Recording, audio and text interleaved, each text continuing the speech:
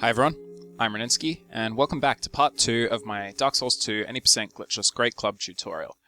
In this section, we're going to be going through the Gutter, Black Gulch, we're going to be fighting the Ruined Sentinels in Najka, and then we're going to be going up to the first Brightstone Cove bonfire. So we're going to follow this route through the Gutter. We're going to make a small jump just after this. We can make this jump onto the roof, but I go to the side of the roof because just in case you do a baby jump instead of a full long jump, it makes it easy to make. Unfortunately, that means you may get poisoned. That shouldn't be too much of an issue though, because you have life gems and an Estus flask. So we just head down this bridge, kill this guy. You don't have to kill him, but you can do it. And then we do this second jump. That's also a little bit hard based on where you land. You can get poisoned again, but you should just be able to run straight over here if you do get poisoned and rest to remove your poison. Next, we're going to break open this wall that's coming up and head straight down here. This is where we're going to get the Great Club, which, as the name of the run entitles, is going to be used for most of the game. So we're going to take the far left hole, drop down here, and then make a jump over here. And in this chest, we'll find the Great Club. Next, we're going to drop down, and we're going to roll through these massive urn things over here. I was a little hesitant of doing that at first, but turns out, A, the armor still gives souls even if it's broken, and B, it won't do enough damage to destroy any of your other stuff, only your armor. Once you drop down, grab the branch, and then head to the next bonfire. So now we're going to head through Black Gulch. You can pretty much follow my route here. If you want to alter it a bit, that's fine. This way should get you through without getting poisoned until around the second half. And then you just have to watch out for this guy who comes out there. And the poison statues next to them. Because if the poison statues hit you, he'll grapple you and you're going to die. So you have to watch out for that. I tend to try and roll to avoid getting hit there. Once we've made it this far to the second bonfire in Black Gulch, we're going to head back to the Lost Bastille, where we're going to fight Ruined Sentinels. Before we can fight Ruined Sentinels, though, we want to pick up some items. We're going to have to upgrade our club and a rapier later on, so we're going to pick up a large Titanite shard from over here. Then we're going to head up to the top of this tower, where we're going to find some more items. Specifically, two, I believe, large Titanite shards. So at this point, we've got 3 large Titanite shards and 2 Titanite shards. Those 2 Titanite shards are going to be supplemented by the one the blacksmith in Majula sells. So we'll have 12, which is enough to upgrade 2 weapons to +3, and then we'll have 3 large Titanite shards on top of that. So we're just going to skip all the enemies in this area, go straight downstairs and up this ladder, and into the Ruined Sentinels fight. This is where the 2 maces come in. Make sure you're power stancing before you go in. Dodge his first attack, and then you can literally stun lock him to death. You use the left trigger or L2 attack to do this. Pretty much the moment you have stamina, you can just hit it again. If you want, you can Aromatic Ooze before coming in, because as you can see after I kill this first guy, I'm going to apply it after him anyway for the next 2. But you don't have to if you don't want to waste it. If you think you might die to the first one, leave it for the second. I'm going to do something risky against this second one, in that I'm going to try and go for the kill before the other one jumps up. Normally around that point, where he's 1 hit away from dying from an L2, I'll roll off the side, because you can get hit as the other guy jumps up. But I got really lucky that I had enough stamina after killing him that I was able to roll away and kill all 3 of them up the top. So next we're just going to head over to the next bonfire. If you've lost some health or you feel you need Estus, you can rest there. I didn't really get hurt, so I'm just going to run straight up. You want to 2-hand one of your maces, kill this guy, open this gate, and then consume both your souls. My frap's cut out there, so I just cut it out. Yep. Now, we want to kill this guy. Don't try and lock on like I did. Just run straight at him. If you lock on and you stuff up the lock on and stuff up your movement, you're actually not going to be able to... you're going to get hit. Next, we're going to go through that door and roll down here, stay to the left of the chain, and that gives us the next bonfire ascetic we need. So now we have 2 bonfire ascetics, and we only need 1 more before we can fight the Rotten, all 4 times. So now we're going to Homeward Bone out of there, and then head back to Majula.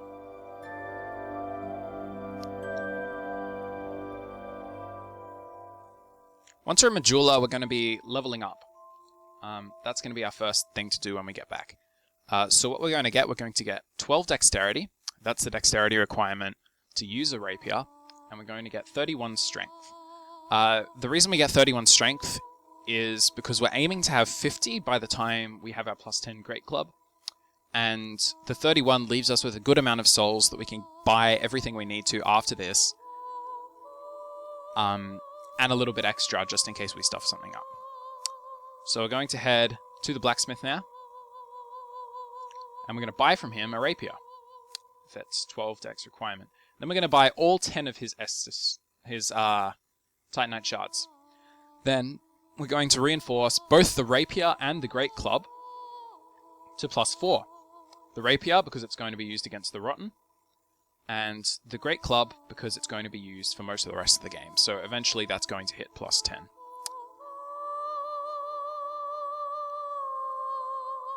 Next, we're going to head to the Shaded Woods. This is where those alluring skulls we bought earlier came in. So we head up here. We're going to pick up the item behind Benhart. So this is just a life gem and some Homeward Bones. This kind of saves us from having to buy any extra. So since we did buy extra, we have even more extras. Next, we open this up, and we're going to chuck an alluring skull so we don't get swarmed by the mobs who come out here.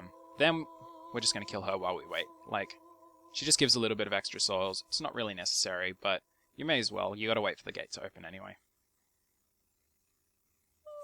So we kill this frog to get past, and then we just keep moving.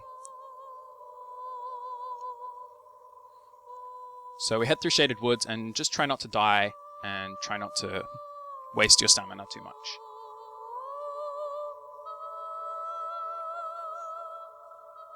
Once we get here, we're going to go straight up after going upstairs and pick up the red tier stone ring. This is going to be used for a lot of things later on.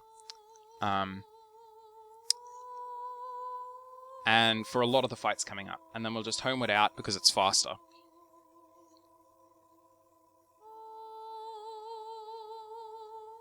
Now we're going to head up this way, and we're going to head to Vengal. Vengal, he sells gold pine resin, which we're going to use for, again, a lot of fights, including the Rotten and Najka coming up. Unfortunately, I get swarmed by this guy. This has only happened to me twice ever. He can be... If a shadow follows you up, it's really annoying, but it happens, so just kind of have to deal with it. So we spend all the rest of our souls on that gold pine resin. We equip our club and rapier, because we're not actually going to use the maces anymore. And then we head up to the second half of Shaded Woods, where Scorpioness Najka is. So first thing we do when we get here is we're going to go up to a specific chest which contains more Titanite. That's up here. So you just have to make this jump and then loot this chest.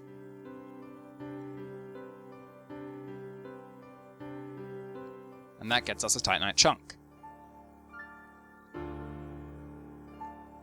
Then we head back, and what we want to do here, while blocking with the Great Club, we want to get hit twice. This assumes we're full human.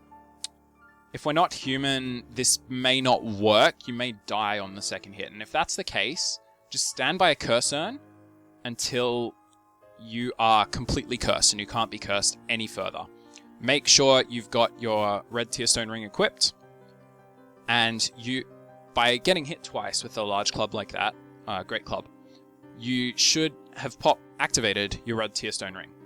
So now we're going to fight Najka with our red tier stone ring activated and some gold pine resin on our rapier. So this fight is really, really annoying. It's got a bit of RNG to it. It's probably the first fight that does. You can bait this first attack that I'm going to get pretty consistently if you stand behind her back 2 legs. It lets you get some extra shots off, and it's pretty safe to dodge. Then, while you're learning the fight, you want to be baiting these types of attacks, where she attacks with her tail as opposed to anything else. So, as you can see, I'm dodging every other type of attack, and running into attack whenever she attacks with her tail. There's one attack you want to look out for, and that is Homing Soul Mass, which she's going to do very shortly.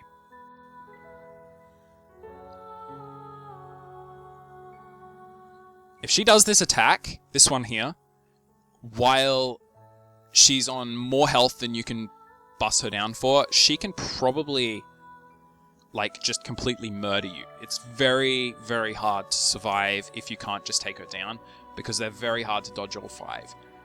So what you want to do is get as much damage as possible, and if she does that attack, you want to just try and get her down before that. Next, we take this bonfire. This is a safety bonfire. We can completely skip this. The only reason I take this is because there's a Titanite bug coming up that I'm very, very prone to missing.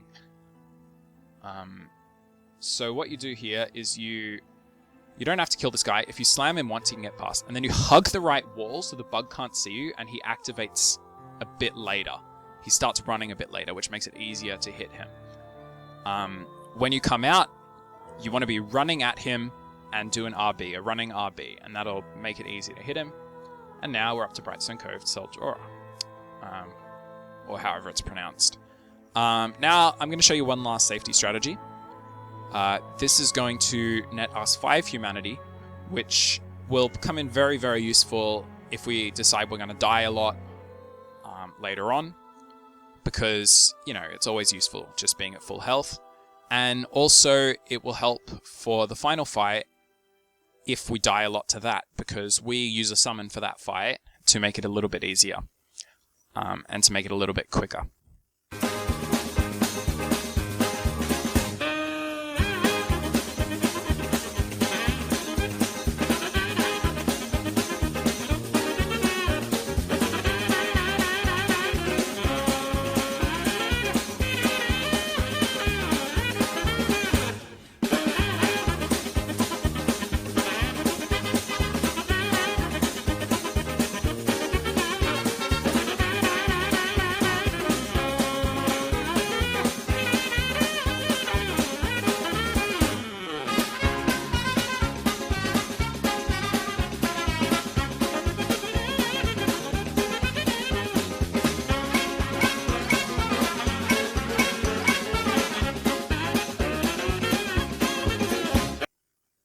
So yeah, now that I actually made it in, if you go up here, there are 5 humanities, or, well, human effigies in this chest, and that'll just let you go human later on. So that's that for this segment. Next segment, we'll look at the Undead Congregation and the Rotten Boss fights. So I hope you guys have enjoyed this. I hope you found this useful.